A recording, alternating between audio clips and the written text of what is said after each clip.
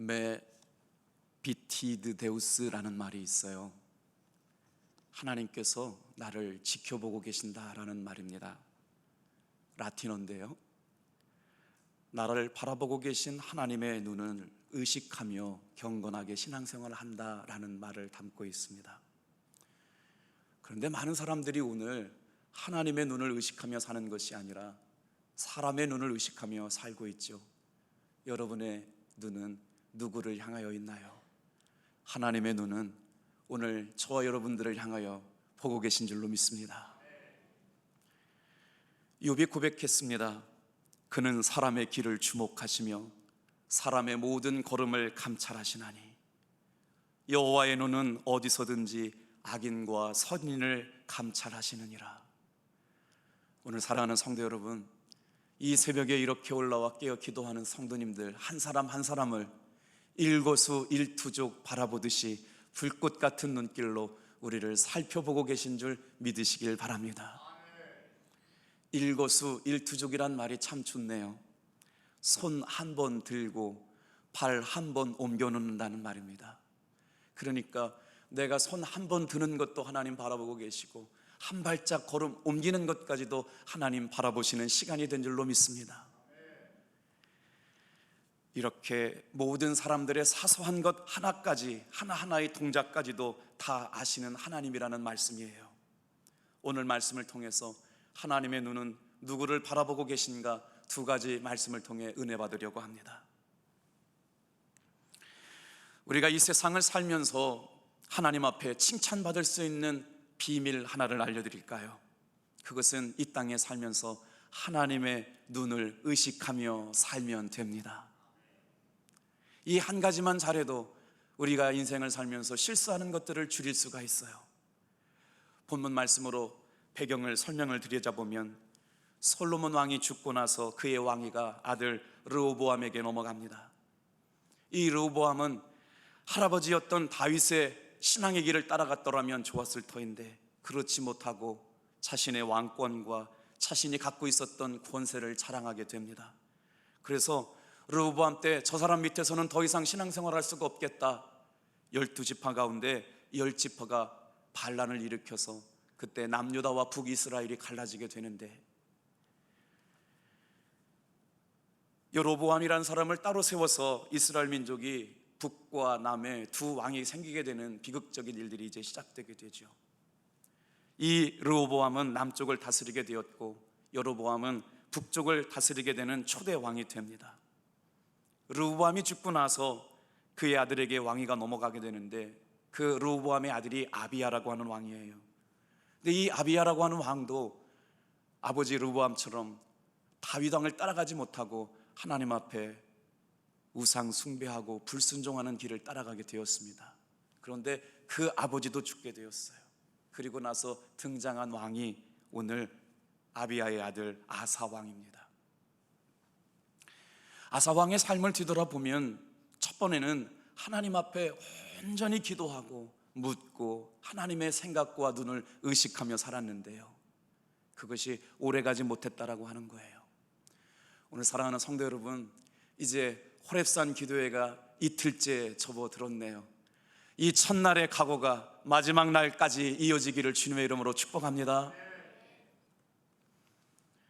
역대하 14장 2절과 5절 말씀에 보면 아사에 대한 내용들이 나오게 되는데, 아사가 그의 하나님 여호와 보시기에 선과 정의를 행하며 이방 제단과 산당을 없애고 여호와께서 아사에게 평안을 주셨으므로 그 땅이 평안하여 여러 해 동안 싸움이 없었더라.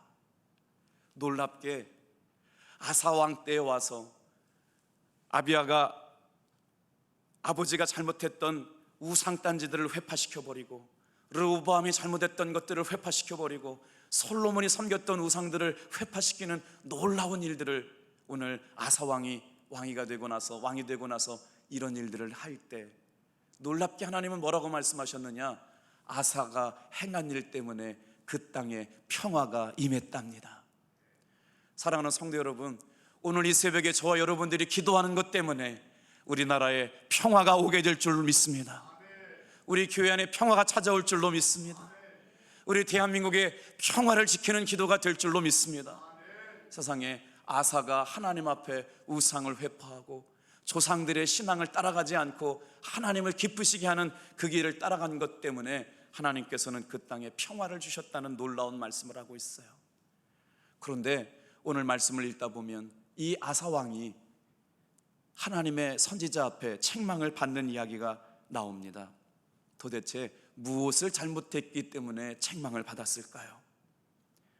자기에게 찾아온 인생의 위기 앞에 자기 관리를 잘못했기 때문에 책망을 받았다는 거예요. 남유다를 36년 동안 통치를 하고 있을 때 처음에는 하나님을 두려워하면서 잘 나사를 다스리고 우상을 회파하고 조상들이 믿었던 하나님의 길을 따라가지 않고 하나님 앞에 온전하게 순종했던 삶을 살았던 그가 통치하는 기간이 길어지면 길어질수록 하나님을 잃어버리기 시작했다는 겁니다. 그때 북쪽 이스라엘의 바아사 왕이 남쪽 유다를 공격해 들어오는 거예요. 그러면서 하나님 앞에 큰 실수를 하게 되는데 무슨 실수를 하게 되느냐? 마치 다윗 왕이었더라면 이런 전쟁의 위기 앞에 어떻게 했을까요? 하나님 앞에 엎드려 기도했을 거라는 거죠. 그런데 그 위의 아들들, 그 후에 등장하는 아들들은 인생의 위기를 만날 때마다 기도하지 않았어요. 그래서 지금 이 아사 왕이 이름도 없는 무명의 선지자가 나와서 하나님 앞에 잘못했다고 책망을 받게 되는데 그 책망의 내용이 뭐냐?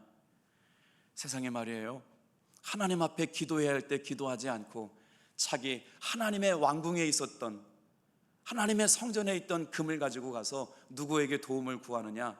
아람 왕에게 도움을 구하게 되는 거예요. 그게 하나님 앞에 아사 왕이 했던 첫 번째 실수예요. 사랑하는 성도 여러분, 인생의 위기가 찾아왔을 때 다른 사람에게 도움을 구하지 않고 오직 살아계신 하나님 앞에 은혜를 구하는 여러분 되기를 축복합니다. 오늘 이 시간이 그런 시간 되기를 축복해요.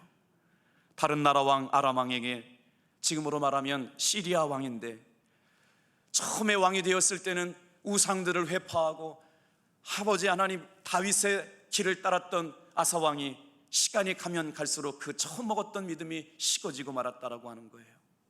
이제는 하나님이 아닌 이방 왕에게 도움을 구하게 됩니다.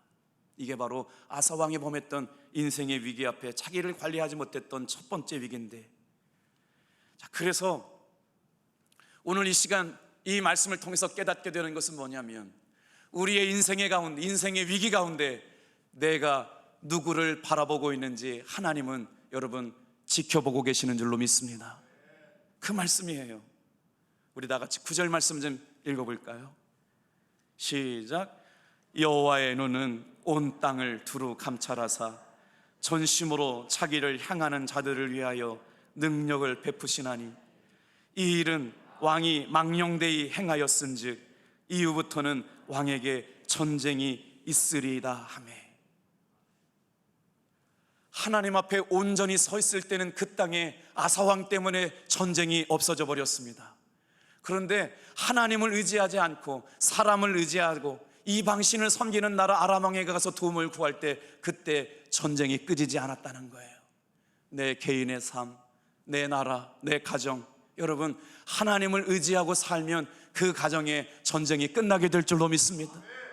기도하지 않고 하나님께 묻지 않고 하나님께 집중하지 않으니까 그 가정의 갈등이 중단되지 않고 계속 전쟁이 이어졌다.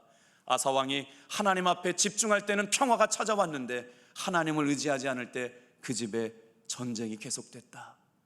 오늘 사랑하는 성도 여러분, 이 아침에 우리의 기도의 사명은 하나님을 전심으로 의지하는 사명인 줄로 믿습니다. 여기에 등장하는 단어가 참 놀랍지 않습니까? 여호와의 눈, 코람데오. 저와 여러분은 하나님 앞에 서서 살아가라고 부름받은 존재들입니다. 그런데 그 하나님의 눈이 지금 저와 여러분을 살펴보고 계신다는 거예요. 근데 누구를 살펴보시느냐? 그 여호와의 눈이 누구를 살펴보고 계시느냐? 전심으로 자기를 향하여 나오는 자들에게 능력 베푸시는 자를 찾고 능력을 베푸시려고 보고 계시는 줄 믿습니다. 그래서 이 새벽은 하나님의 능력을 힘입는 시간이에요. 자기에게 나오는 사람이 어떤 마음의 태도를 갖고 있는지를 주님께서는 알고 계세요. 전심으로 자기를 찾는 자들에게 능력을 부어주실 줄로 믿습니다. 그런데 이 말씀은 끝까지 해석을 잘 해야 돼요. 이 문장만 가지고 있다면 하나님 앞에 나와서 전심으로 기도하는 사람에게 복 주는 말씀인가 보다라고 생각하게 되는데, 이 본문의 맥락은 책망을 받고 있는 말씀입니다. 왜 그렇게 아사 왕이 왕이 되고 나서 잘했을 텐데 책망을 받게 되었을까요? 예언의 말씀을 전하는 것이 오늘 본문 말씀의 내용이에요. 아사 왕이 처음 왕이 되었을 때 역대하 14장 9절의 말씀에 보면 하나님을 전적으로 의지하고 하나님이 주시는 은혜를 사모했던 왕인 것을 알게 됩니다. 그래서 어떻게 고백했느냐? 나는 하나님만을 섬기겠습니다. 원래 이렇게 고백했던 왕이었다는 거죠. 그때 구스라고 하는 나라에서 100만 군대가 쳐들어오는 전쟁을 겪게 되었을 때였어요. 여기서 구스라고 하는 나라는 에티오피아 정도 이해하시면 돼요. 100만 군대가 이스라엘을 공격해서 들어올 때 아사 왕이 58만 명의 군대를 가지고 갑절이나 맞는 군대 앞에 싸우게 될 때 하나님 앞에 놀라운 기도를 드려요. 오늘 이 시간 사랑하는 성도 여러분, 내 힘 가지고는 도저히 싸울 수 없는 적들이 나를 공격해 오는 일들을 우리 인생 가운데 한두 번 경험하는 게 아니잖아요. 그런데요, 하나님의 눈을 의식하고 하나님 앞에 도우심을 간구한 믿음이 강력했을 때는 58만 명을 가지고 100만 명을 이겨내는 놀라운 승리를 경험하게 하시는 줄로 믿습니다. 오늘 우리 앞에 다가오는 삶의 문제가 두려운 게 아니에요. 우리의 마음과 생각이 하나님께 집중되어 있기를 축복합니다. 이때 아사 왕이 하나님 앞에 순수한 마음을 가지고 기도하는 내용이 얼마나 은혜로운지요. 집에 돌아가셔서 정말 기도의 제목을 삼아서 이 말씀 붙잡고 기도해도 은혜가 될 것 같아요. 전심으로 하나님을 찾는다는 표현은 이런 뜻입니다. 내가 하나님만 의지하겠습니다. 전심으로 하나님을 찾는다는 것은 내가 하나님만 의지하겠습니다라는 뜻이에요. 오늘 호렙산에 저도 아침 저녁으로 마음의 태도가 달라지더라고요. 오늘 여러분을 바라볼 때마다 아침의 마음과 저녁의 마음이 하나님께만 집중되기를 주님의 이름으로 축복합니다. 그때 어떻게 역사하셨느냐? 내 마음은 오직 하나님만 의지하며 살겠습니다라고 하는 고백들이 계속되게 될 줄로 믿어요. 어떤 기도를 드렸냐면요, 잘 들어보세요. 여호와여, 힘이 강한 자와 약한 자 사이에는 주밖에 도울 리가 없사오니 우리 하나님 여호와여, 우리를 도우소서. 우리가 주를 의지하오며 주의 이름을 의탁하옵고 이 많은 무리를 치러 올라왔나이다. 오늘 이 시간 나 혼자 주님 앞에 나온 것 같지만 우리가 이 새벽에 깨어 기도할 때 하늘의 문이 열리고 천군과 천사가 와서 기도한 우리 연약한 무릎을 붙들어주고 연약한 두 손을 들고 세워 승리할 때까지 지키며 승리하게 하여 주실 줄로 믿습니다. 기도는 나 혼자 하는 것이 아니에요. 이 시간 영의 눈이 열릴 때마다 하나님이 보내신 천사들이 우리를 수종하여 돕고 있음을 믿으시길 바랍니다. 오늘 아침에 깨어난 것만 생각해 보세요. 얼마나 감사해요. 숨 쉴 수 있기 때문에 깨어날 수 있었습니다. 주를 앙망하는 기도를 드렸고 전심으로 하나님을 의지하는 기도를 드렸던 아사의 신앙 고백은 이렇게 견고했지만 왜 하나니라고 하는 선지자가 나타나서 아사 왕을 책망해요? 오래 가지 못했기 때문에 그래요. 끝까지 가지 못했기 때문에 그래요. 올 한 해 참 많은 계획들도 있었고 비전도 있었고 생각들도 있었지만 다 이루지 못했잖아요. 그런데 말입니다, 우리의 신앙의 날들 동안 올해의 기도 제목들이 중단되지 않기를 주님의 이름으로 축복합니다. 하나님은 늘 우리의 삶을 역전시켜 주시는 하나님이세요. 우리의 상황을 반전시키는 하나님이에요. 우리에게는 아직 3달이라고 하는 시간이 남아 있습니다. 하나님께서 끝까지 견고하게 하나님의 눈을 의식하고 바라보는 사람들을 통하여 영광 받게 되실 줄로 믿습니다. 그런데 아사 왕이 책망받았던 일은 처음에 먹었던 하나님에 대한 신앙의 수준을 오래 지키지 못하고 나중에 무너졌다는 거죠.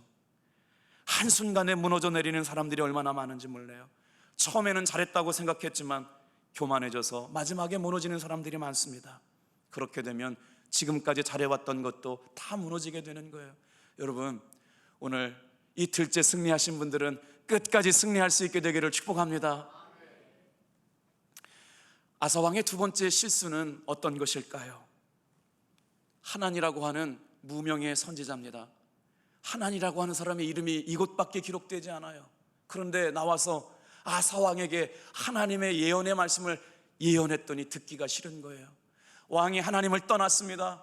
하나님의 임재를 느끼지 못하고 있습니다.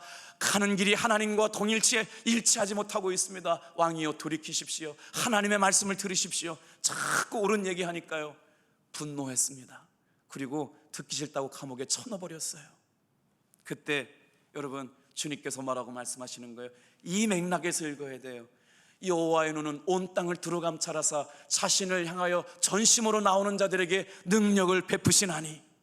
왕은 그렇지 못한 자리에 있다는 말씀입니다. 사랑하는 성도 여러분, 이 시간 우리가 하나님 앞에 기도의 능력을 경험하고 축복을 경험하는 사람은 어떤 사람이냐?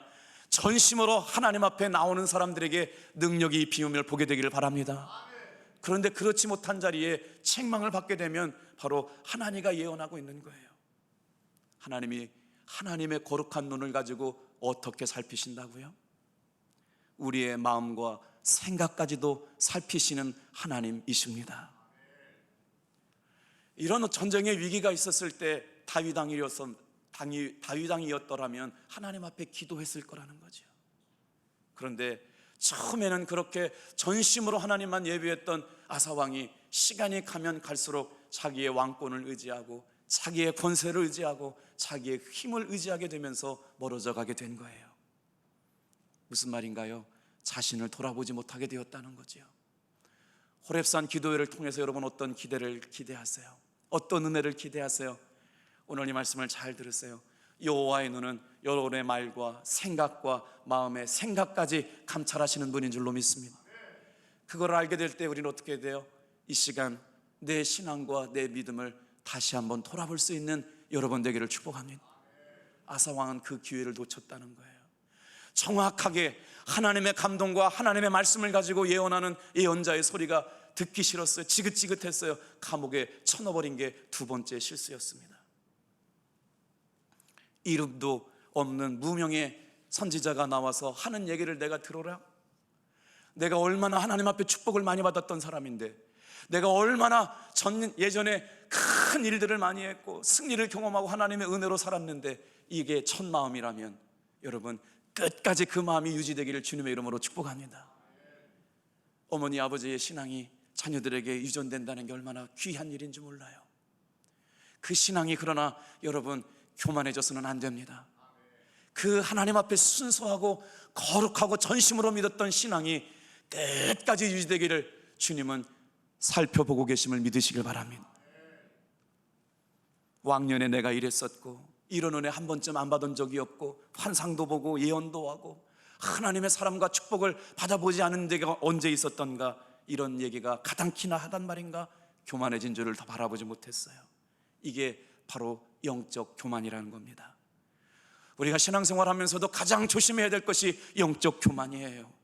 아사왕은 순수했던 하나님 앞에 자신의 신앙을 잃어버리고 교만해지기 시작했습니다.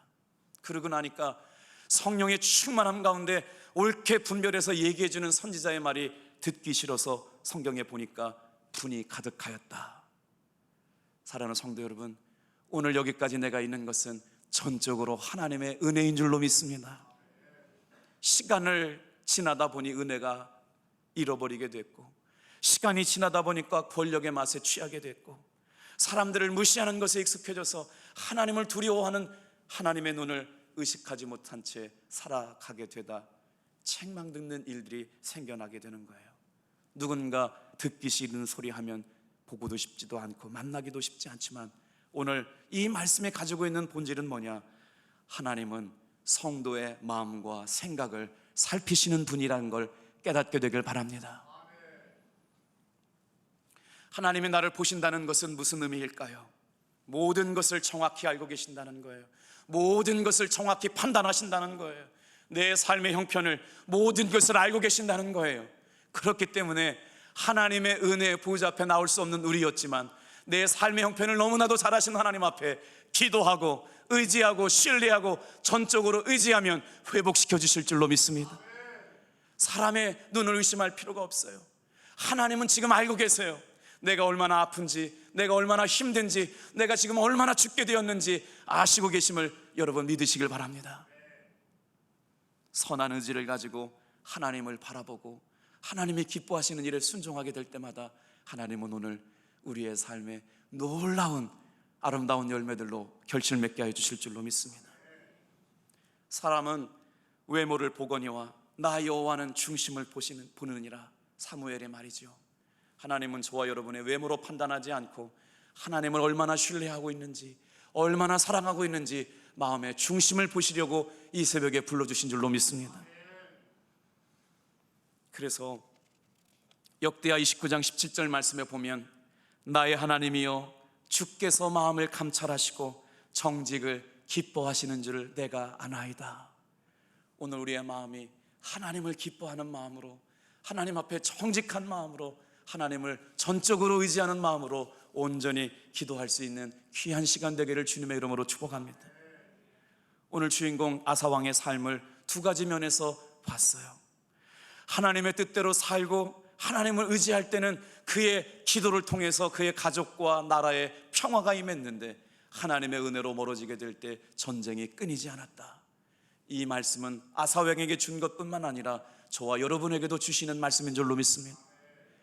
교회에 기도하는 성도들이 끊이지 않을 때 그 교회는 견고한 평화가 세워지게 될 줄로 믿습니다. 대한민국에 기도하는 성도들이 중단되지 않고 거룩한 손을 들고 각처에서 기도할 때마다 하나님께서는 우리나라에 평화를 주시게 될 줄로 믿습니다. 오늘 그런 말씀이에요. 오늘 성경의 말씀에 보면 아사왕이 하나님의 선지자 하나니의 예언을 무시하게 될 때, 보고 노할 때에 하나님께서는 놀랍게 그를 책망하셨어요. 사랑하는 성도 여러분, 이 세상을 살면서 하나님의 은혜를 경험하는 것은 단순합니다. 복잡하지 않습니다. 하나님의 도우심을 받으면 이기게 될 줄 믿습니다. 오늘 이 시간이 하나님이 나를 불꽃 같은 눈길로 살펴보시는 줄 믿고 하나님의 도우심을 사모하는 귀한 시간 되기를 축복합니다. 하나님의 도우심을 받지 않아도 내가 이길 것 같다고 얼마나 호언장담하세요. 뇌혈관 하나 막지 못해서 뇌졸중으로 쓰러지는 게 인생의 죽음입니다. 우리 인생 가운데 심장에 혈관 하나 막지 못해서 그 자리에서 죽고 마는 것이 우리의 인생이에요. 내가 할 수 있는 일이 아무것도 없어요. 지금 아사왕이 하나님 앞에 책망받고 있는 건 이겁니다. 내가 할 수 있는 것 아니라 하나님이 하시는 일을 하나님이 이끌어 가시는 그 믿음을 향하여 우리의 눈이 집중되기를 축복합니다. 고난의 때가 바로 그래요. 이 때가 바로 하나님이 나에게 주시는 은혜의 때구나, 기도하게 하시는 때구나, 하나님이 역사하시는 때구나 발견되어지는 귀한 시간들 되기를 주님의 이름으로 축복합니다. 그래서 하나님은 누구에게 도움을 주셨느냐? 왜 누구는 이렇게 기도의 응답도 받고 누구는 이렇게 축복도 받는데 왜 나에겐 하나님 그런 응답 안 주실까? 방법을 가르쳐 드릴게요. 하나님은 누구에게 복을 주셨느냐? 자기를 찾는 자들에게 복 주신 줄로 믿습니다. 전심으로 나오는 자들에게 은혜 베풀어 주신 줄로 믿습니다. 오늘 그래서 우리가 해야 될 일은 다른 게 아니에요.